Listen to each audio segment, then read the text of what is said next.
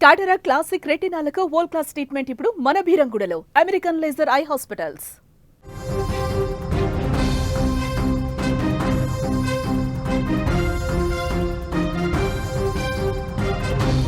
మొదలైంది పాకిస్తాన్లో దిబ్బిడి మొదలైంది. పాకిస్తాన్ ఆక్రమిత కశ్మీర్ పీఓకేలో ఇప్పుడు నిరసన జ్వాలలు ఎగిసిపడుతున్నాయి. దశాబ్దాలుగా పాకిస్తాన్ అనుసరిస్తున్న అణచివేత విధానాలకు వ్యతిరేకంగా అక్కడి ప్రజలు పోరాటానికి దిగారు. మొత్తం ప్రాంతమంతా ప్రస్తుతం రణరంగంగా మారిపోయింది. పీఓకే ప్రజలకు పాకిస్తాన్ ప్రభుత్వం గత 70 ఏళ్లుగా నరకం చూపిస్తోంది. వారికి కనీస హక్కులు ఇవ్వకుండా దారుణంగా అణచివేస్తోంది. పీఓకేలోని సహజ వనరులను పాకిస్తాన్ పూర్తిగా వాడుకుంటోంది.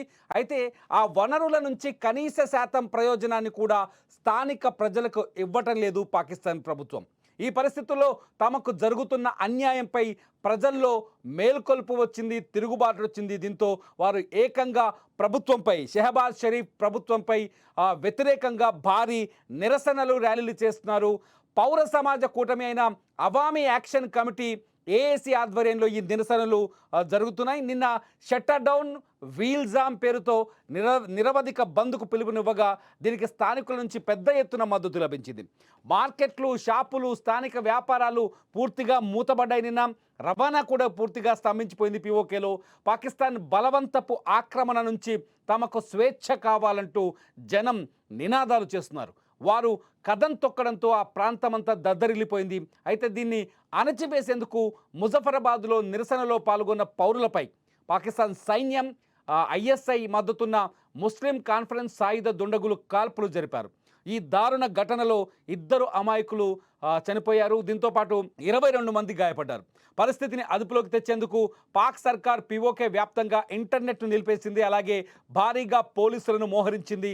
పొరుగున ఉన్న పంజాబ్ ప్రావిన్స్ నుంచి వేలాది మంది సైనికులను, ఇస్లామాబాద్ నుంచి మరో 1000 మంది జవాన్లను ఆందోళనను అదుపు చేయడానికి పీఓకేకి పంపింది. ప్రస్తుతం అక్కడ పరిస్థితులు మనం స్క్రీన్లో చూస్తున్నాం. పీఓకే ప్రజలు తమకు అన్యాయం జరుగుతుందంటూ మొత్తం 38 డిమాండ్లను పాకిస్తాన్ ప్రభుత్వం ముందు పెట్టారు. వీటిలో ప్రధానంగా గోధుమ పిండిపై సబ్సిడీ ఇవ్వాలని డిమాండ్ చేస్తున్నారు. అలాగే మంగ్లా జల విద్యుత్ ప్రాజెక్టు ఆధారంగా విద్యుత్ ఛార్జీలను తగ్గించాలని కోరుతున్నారు.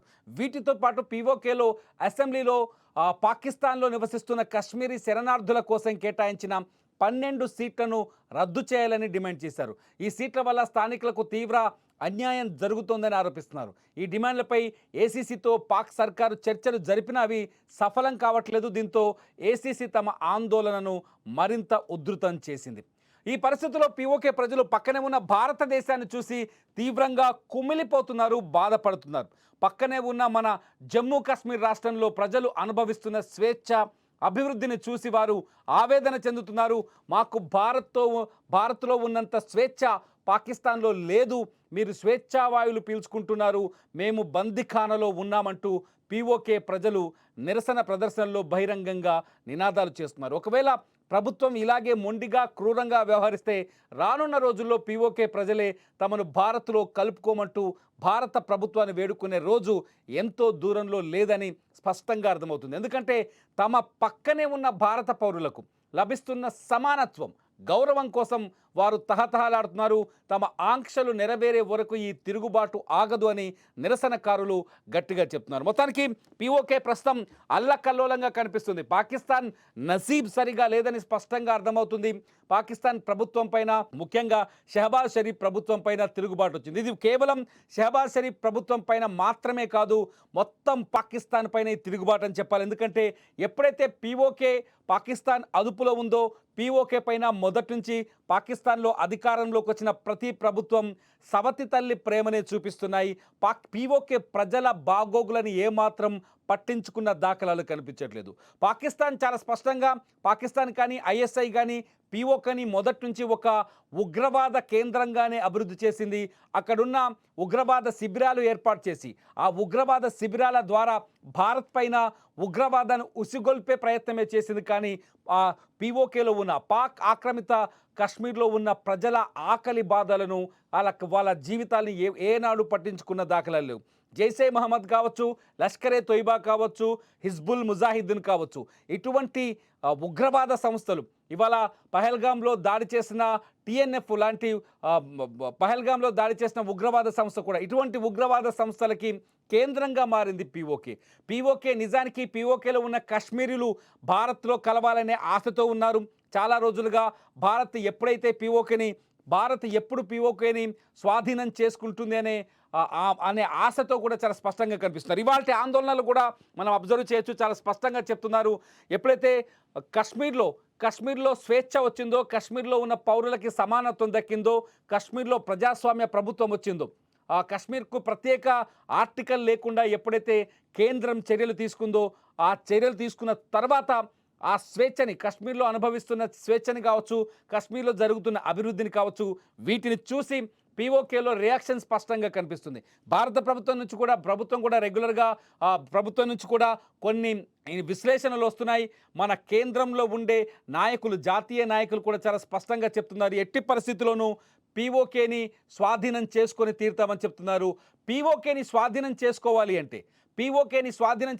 అంటే అక్కడి ప్రజల్లో ముందు తిరుగుబాటు కనిపించాలి. ప్రస్తుతం అటువంటి సిచ్యువేషన్ మనకు పీఓకేలో కనిపిస్తుంది. పీఓకే ప్రజలు తమ ఆకలి బాధను, తాము నష్టపోతున్న విధానాన్ని, ఆర్థికంగా వెనకబడుతున్న విధానాన్ని, సంస్కృతి పరంగా కోల్పోతున్న జీవితాన్ని, వీటన్నింటినీ వాళ్ళ ప్రజల ముందుకి, ప్రపంచం ముందుకు తీసుకొచ్చారు. వేలాది మంది, మీరు స్క్రీన్లో చూడొచ్చు, ఈ విజువల్స్ చూస్తుంటే నిజంగా ఆశ్చర్యం వేస్తుంది.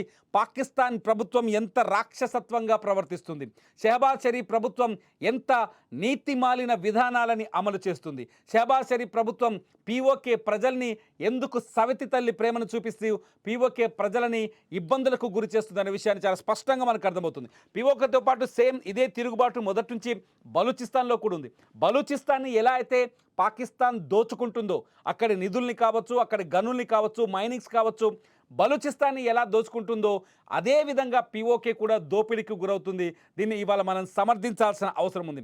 పీఓకే ప్రజల వైపు భారత్ కూడా నిలబడే అవకాశం ఉందా అనేది ఇప్పుడు ఆలోచిస్తాను. మొత్తానికి పీఓకే ప్రజలు కోరుకుంటుంది స్వేచ్ఛ, సమానత్వం. పీఓకే ప్రజలు ఇది ఇలాగే కొనసాగితే పీఓకే పైన భారత్ ఖచ్చితంగా, వీళ్ళు కశ్మీరులు మన భారతీయులు, మన భరతమాత ముద్దు బిడ్డలే. ఒక మాటలో చెప్పాలంటే పీఓకే ప్రజలు మన భరతమాత ముద్దు బిడ్డలే. పీఓకేని పాకిస్తాన్ ఐఎస్ఐ తమ ఉగ్రవాద కార్యకలాపాలకు మాత్రమే వాడుకుంటుంది. అక్కడ మనుషులు చనిపోయినా పట్టించుకున్న పాపన పోవట్లేదు పాకిస్తాన్ ప్రభుత్వం. మన భరతమాత ముద్దు బిడ్డలు ఇవాళ పీఓకేలో ఆ తీవ్రమైన సమస్యలతో, ఆందోళనలతో, ఆవేదనతో ర్యాలీలు తీస్తున్నారని చెప్పాలి. పీఓకే భారత్లో కలవాలని మనమందరం కోలుకోవాలి. మీరేమనుకుంటున్నారు? భారత్లో ఈ ఆందోళనలు, పీఓకేలో కొనసాగుతున్న ఈ ఆందోళనలు భవిష్యత్తులో పీఓకే భారత్లో కలిసేందుకు అవకాశంగా మారుతాయని మీరు భావిస్తున్నారా? పాకిస్తాన్ ప్రభుత్వంపై వ్యతిరేకత కాదు, భారత్లో కలవాలనే ఆశతోనే ఈ ర్యాలీలు మొదలయ్యాయని మీరు ఆలోచిస్తున్నారా? మీ అభిప్రాయాన్ని, పీఓకే పైన మీ అభిప్రాయాన్ని ఈ వీడియో కింద కామెంట్ చేయండి. లైవ్ అప్డేట్స్ కోసం చూస్తూనే ఉండండి సుమన్ టీవీ డిజిటల్ లైవ్, అట్లాగే సుమన్ టీవీ లైవ్.